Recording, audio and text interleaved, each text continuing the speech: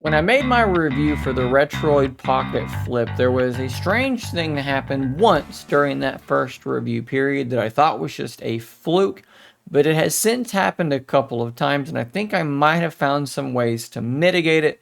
So we're going to share that here today. If you've been using this thing, you may have noticed this as well. Sometimes leaving it in standby is perfectly fine. It doesn't drain very much at all. You can leave it, pick it up the next day, and maybe you've only lost, 10% or something like that in a day's time. Other times, though, you may pick it up and you've lost 30% of your battery, or perhaps the thing is now fully dead. That has not happened to me a couple of times. So in this video, I'm going to show you a few things you can do, a few settings you can change, which should help mitigate or prevent that from happening. I haven't had it happen in the last few days after making these changes, so perhaps it is indeed worth trying. So the first thing you're going to do is swipe down a couple of times to get to your notification shade, swipe down again and click on these settings. So we're going to be looking for handheld settings, which is towards the bottom. Let's click on that, and then you can see at the very top, power saving.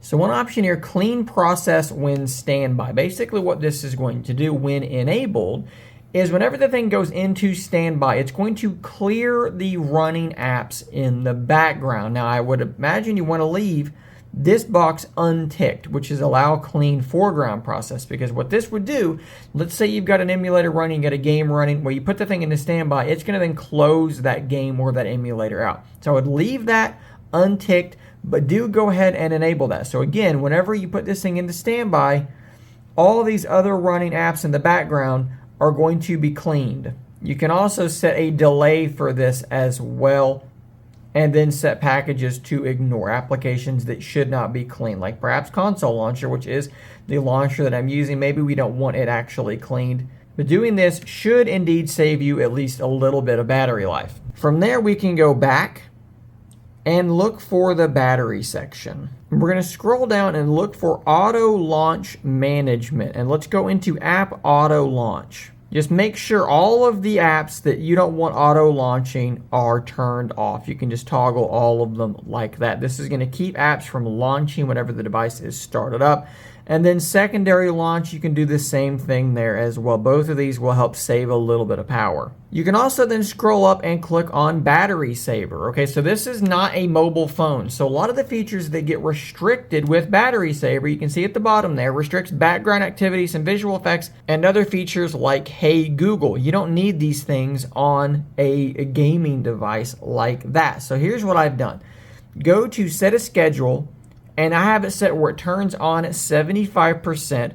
And then I also have turned off the feature to turn battery saver off when it is charged. So by doing this, battery saver should just be turned on its own most of the time. So a couple more things that you can do. If we go back again, now this won't necessarily help with the background drain, but it will help with battery life in general.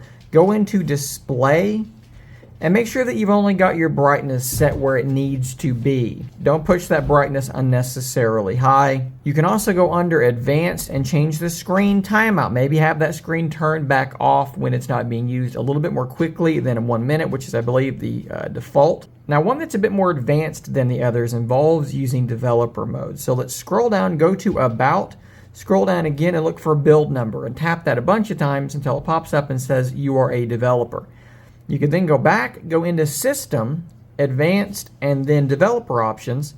Scroll down and look for Running Services, and this is going to show you all the things currently running on your device. As you can see, there's not a lot running on mine. Settings, Google Play Services, Gboard, QuickStep, and Android Services Library. QuickStep is the default launcher on this device, and it does not appear to be something that you can easily disable. It's just going to be there.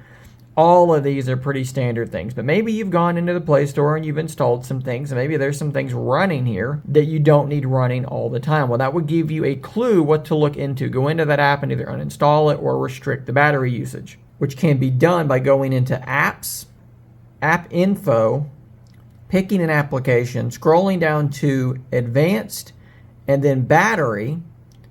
And under background restriction, make sure that it is restricted, and make sure the battery optimization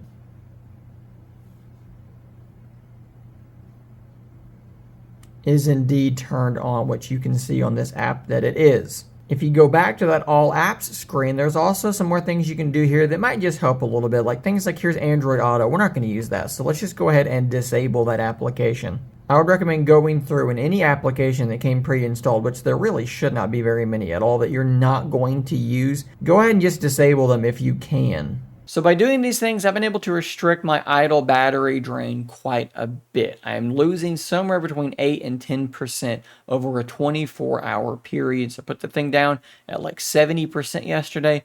This morning I picked it up, I was at 62%. That is a lot better than I have been because, again, there were days where I'd lose 25, 30% overnight, which was pretty darn significant. So give these a shot. See if they do help out your battery life and that idle drain as well, guys. Thanks for watching. Subscribe for more content like this. And until next time, stay nerdy, my friends.